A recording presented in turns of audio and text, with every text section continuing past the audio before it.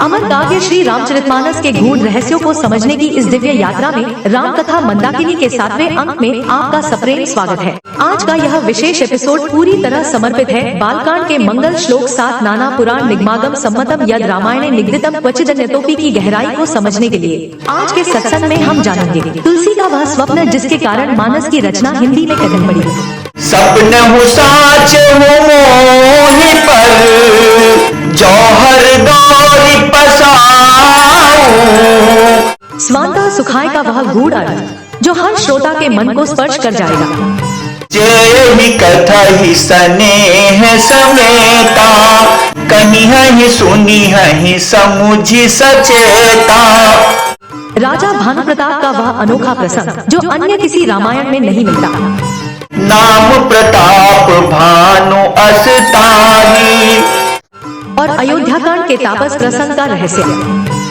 कहीं अवसर एक तापस आवा तेज पुण्य। इसके साथ ही और भी अनजाने और अनसुने प्रसंग जो रामचरितमानस से आपके जुड़ाव को और गहरा कर देंगे। तो देर किस बात की, आइए जगदीश जी की मधुर वाणी में श्रवण करते हैं। राम कथा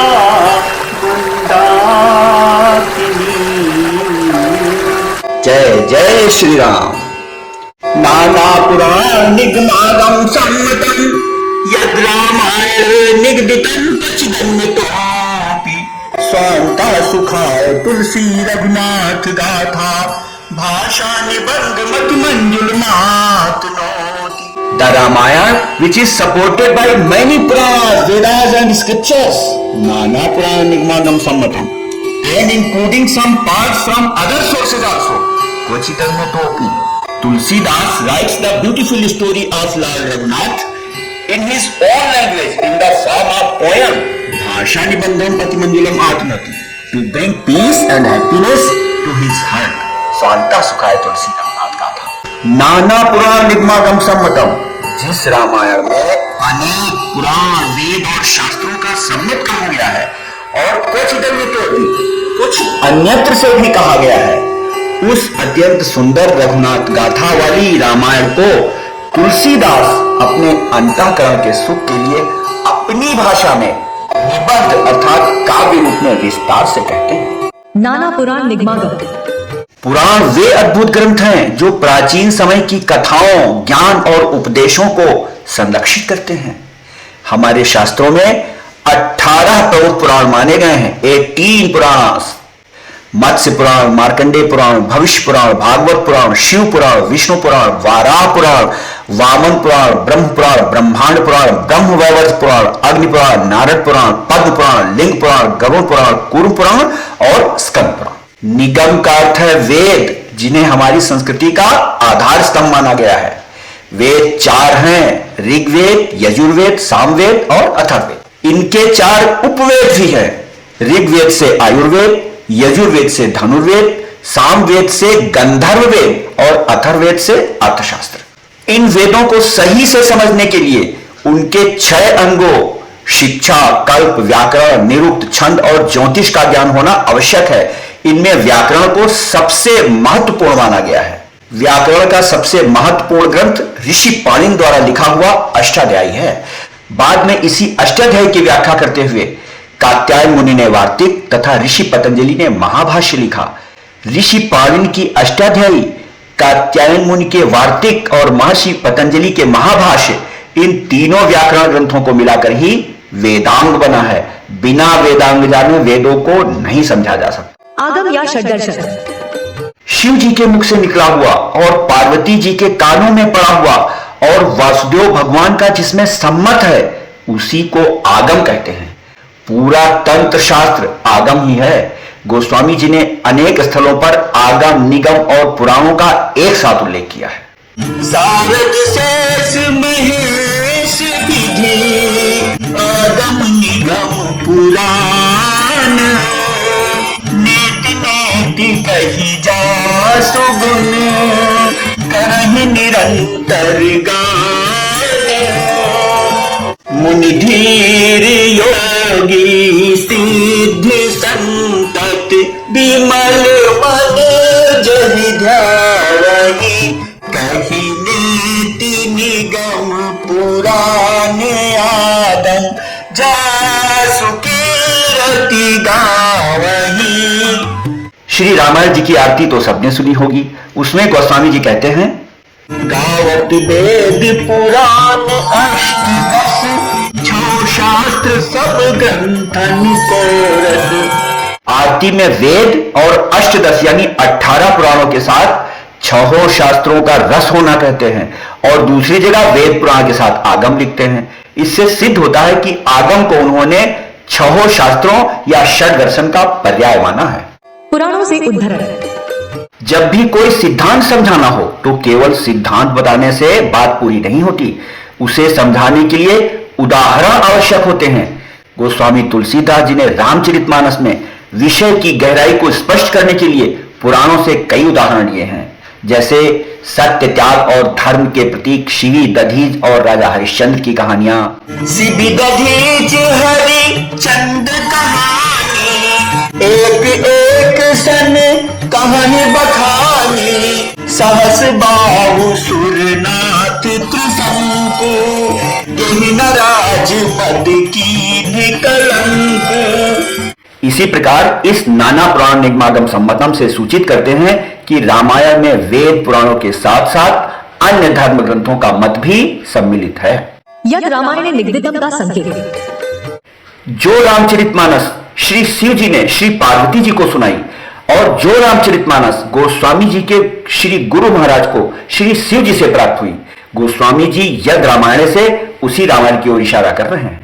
शंभु की चरित सुहावा, बहुरी कृपा करी उमहि सुनावा, मैं पुनि निज गुर सने सुनी, कथा ससु कर खेते, समझी नहीं कसी बालपन, तब अति रहूं अचेते, तदपि कही गुर बारहि माया, समुझि परी कछु मति अनुसारा, भाषा बद्ध करबि मैं सोई, मोरे मन प्रबोध जहि होई। गोस्वामी जी ने उत्तरकांड में रामचरितमानस का यह पूरा क्रम स्पष्ट कर दिया है। रामचरितमानस मुनि भावन, बिरचो शंभु सुहावन पावन। यानी शिव जी ने उसकी रचना की। रचमहेश निज मानस राखा, पाहि सुसमौ शिवासन भाका। और फिर सुसमय पाकर शिवा यानी पार्वती जी को सुनाया। इस प्रकार यह रामायण से उसी रामायण का ग्रहण होगा जो शंकर जी ने पार्वती जी को सुनाई और बाद में तुलसी के गुरु ने तुलसी से कही। स्वांतः सुखाय का निहितार्थ। तुलसीदास जी ने स्वांतः सुखाय लिखा, उसका गहरा अर्थ है। इसका उद्देश्य केवल उनका अपना सुख नहीं था, बल्कि लोगों के हृदय में राम के प्रति अनुराग उत्पन्न करना था। वे मानते थे कि यदि लोग इस कथा को सच्चे प्रेम के साथ पढ़ेंगे, सुनेंगे और समझेंगे तो वे राम के चरणों के अनुरागी हो जाएंगे और उनका कल्याण सुनिश्चित होगा। जेहि कथा स्नेह समेता, कहि सुनी है समुझि सचेता, होई है राम चरण अनुरागी, कलिमल रहित सुमंगल भैरी।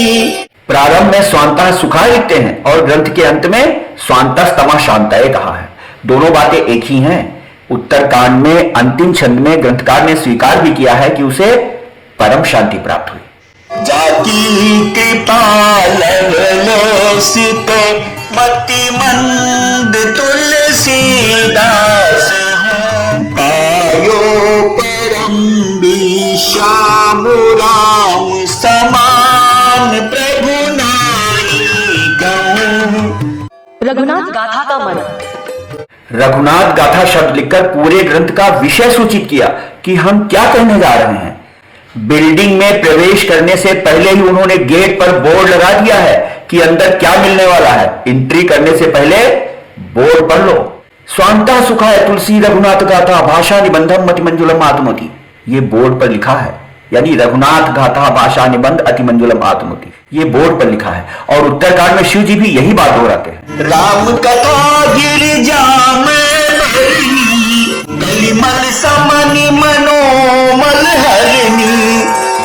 रामायणे ही रामचरितमानस है।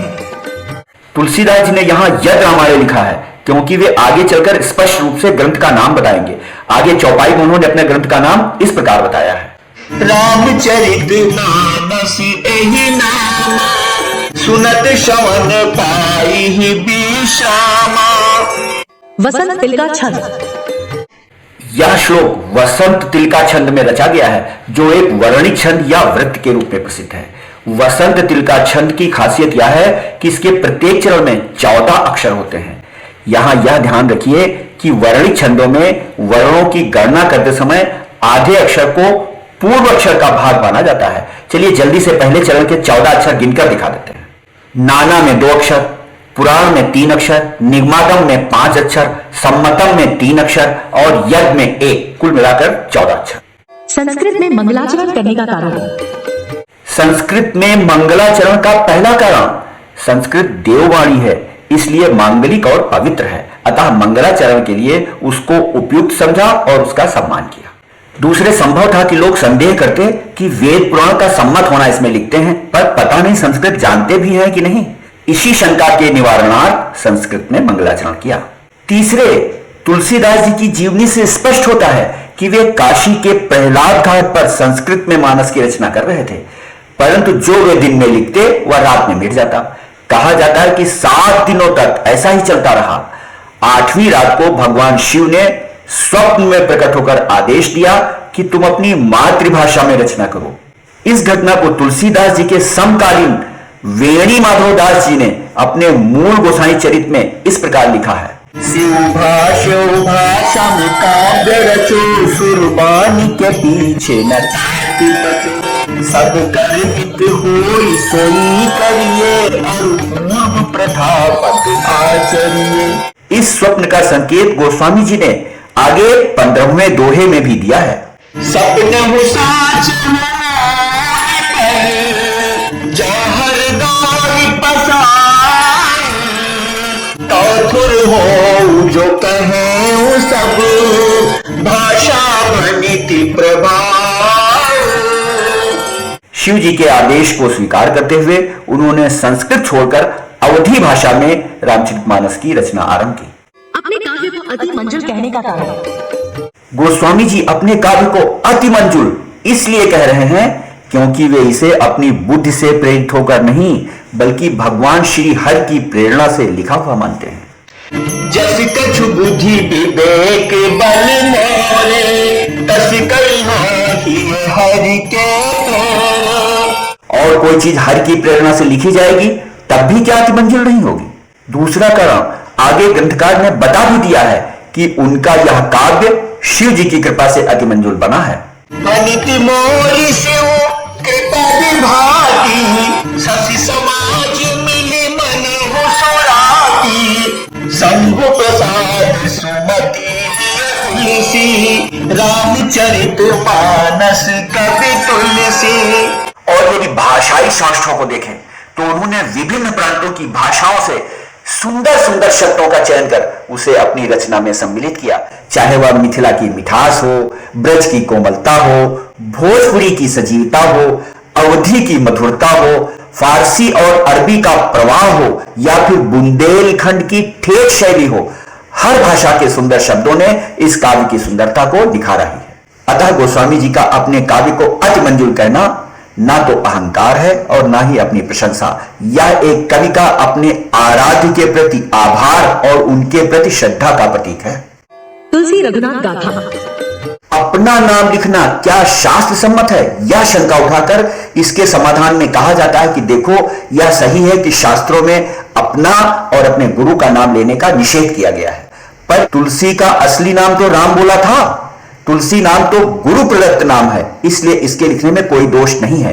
कवितावली में उन्होंने स्वयं कहा है, राम के गुलाम नाम राम बोला नाम दो रोटी लुगा निके रखे आगे हुकी बेद माथे अनो होइए तेरो ताके आनंद लाओ। क्वचित अन्यतोपि या क्वचित अन्यथा अपि में क्या क्या है?